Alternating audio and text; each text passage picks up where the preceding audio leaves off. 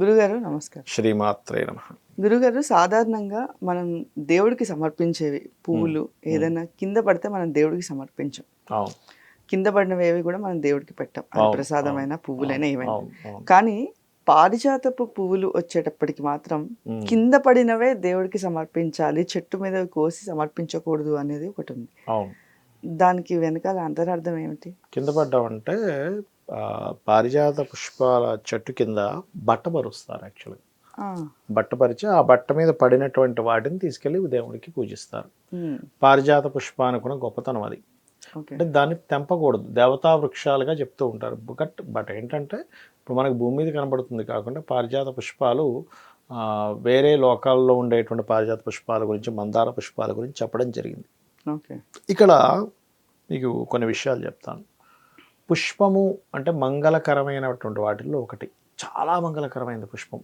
అందుకే పుష్పంతో పూజ చేస్తాం, పసుపుతో పూజ చేస్తాం, కుంకుమతో పూజ చేస్తాం, గుర్తుపెట్టుకోండి.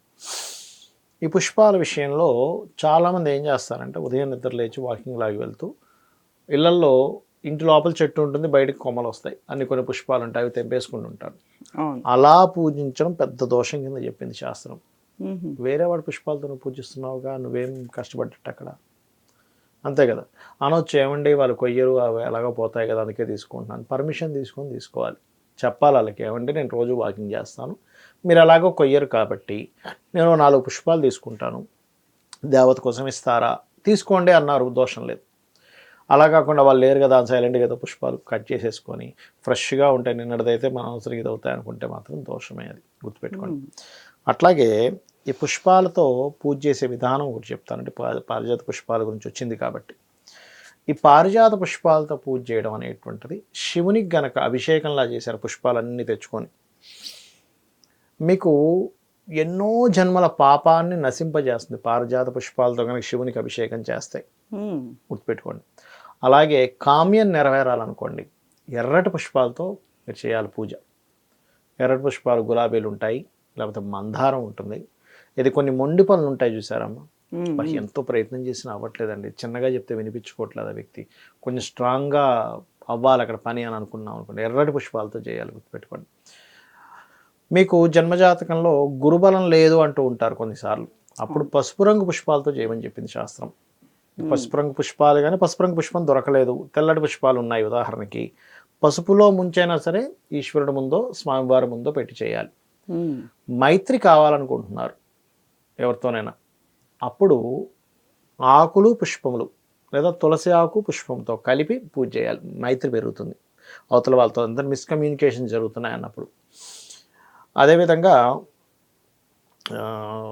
కొన్ని పనులు ముందుకి కదలట్లేదు అస్సలు, అప్పుడు ఏం చేయాలంటే ఒక గ్లాసులో నీళ్ళల్లో పుష్పాలన్నింటినీ వేసి, తెల్లటి పుష్పాలను వేసి ఆ నీటితో చేస్తారు పూజ కొంతమంది, అభిషేకంలాగా. అంటే పుష్పాలు కలిగినటువంటి నీటితో శివునికి అభిషేకం.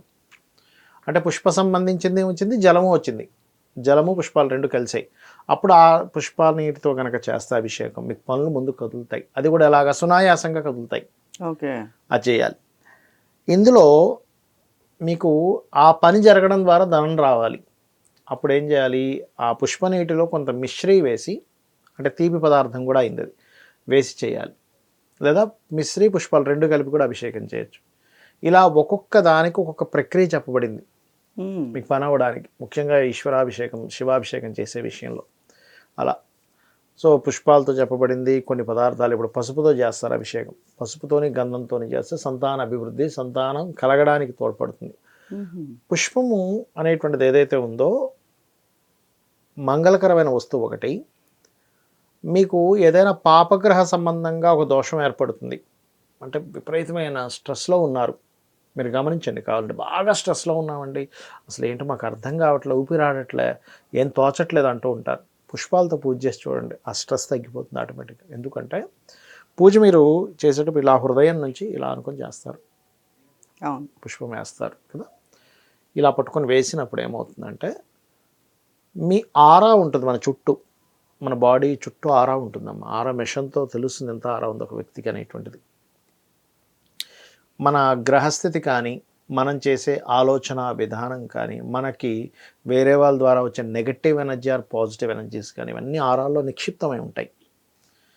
మీరు ఎప్పుడైతే ఈ మనిషి ఈ ఆరా నుంచి చేయి బయటికి వెళ్తుంది, పుష్పం వేస్తున్నారు, మళ్ళీ తీసుకుంటున్నారు వెనక్కి, మళ్ళీ పుష్పం తీసుకుంటున్నారు, ఆరా నుంచి ఎప్పుడైతే వెనక్కి వెళ్ళి ముందుకు వస్తుందో ఆ మంత్రంతో అనుసంధానంగా మీ ఇది జరుగుతుందో ఈ ఆరా కొంచెం కొంచెం కొంచెం కొంచెం కొంచెం కొంచెం కొంచెం కొంచెంగా ఇందులో నెగటివ్ మొత్తం పోతుంది.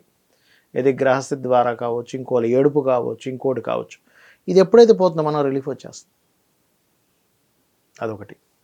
ఇంకోటి ఏంటి, చాలామంది పూజ కొంతమంది మనకి శ్రీకృష్ణ పరమాత్మ భగవద్గీతలో చెప్పినట్టు ఆర్తులు, జిజ్ఞాసులు, అర్ధకాములు, జ్ఞానులు అంటాడు. అంటే ఆర్తితో చేసేవాళ్ళు ఉంటారు, జిజ్ఞాసతో చేసేవాళ్ళు ఉంటారు, అర్ధము కామంతో చేసేవాళ్ళు ఉంటారు. అదేవిధంగా కామ్యం ఏదైనా నెరవేర్చుకోవడానికి జ్ఞానంతో చేసేవాళ్ళు ఉంటారు పూజని. ఒకటే గుర్తుపెట్టుకోండి, ఎప్పుడైనా ఏదైనా ఒక సమస్య వచ్చింది అనుకోండి, అంటే నేను మీకు ఇది ఎందుకు చెప్తున్నానంటే మెంటల్గా కూడా మనం స్ట్రాంగ్ అవ్వాలిగా. ఒకటే అనుకోవాలి, వెంటనే ఒక సమస్య వచ్చింది, ఇలాంటి సమస్యలు 100 వచ్చినా నేను తట్టుకోగలను అని ఒక సజెషన్ ఇవ్వాలి మైండ్కి. ఇప్పుడు వెంటనే బాడీ ఏం చేస్తుందంటే, మన మైండ్ ఏం చేస్తుందంటే, సబ్కాన్షియస్ మైండ్ ఎలా పనిచేస్తుందంటే 100 వచ్చినా ఉండగలరా, అయితే ఇది చాలా చిన్న సమస్య అనే ఒక దాన్ని క్లియర్ చేస్తుంది. ఓకే, ఎలాంటి సమస్య రానివ్వండి, ఇదేం సమస్య, దీనికి ఇలాంటి 100 వచ్చినా నేను చేయగలను అనుకోవాలి. మీరు చూడండి, విత్ ఇన్ సెకండ్స్లో మీ మైండ్ సెట్లో మీ బాడీలో ఎంతటి తేడా వస్తుందో చూడండి, మీరే గమనిస్తారు. సో పుష్పాలు ఆ రకంగా మనకి దేవతా ఆరాధనలో మంచి రిజల్ట్స్ ఇస్తాయమ్మా.